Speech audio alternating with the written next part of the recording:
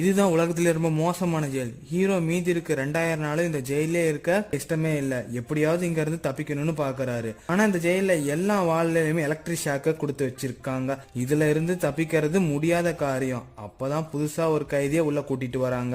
அவனை கூட்டிட்டு வரும்போது அந்த லிப்ட் மட்டும் தரையில டச்சே ஆகல. அதனால அந்த லிப்ட எலக்ட்ரிக் ஷாக் கொடுக்கலன்னு ஹீரோ கன்ஃபார்ம் பண்ணிக்கிறாரு.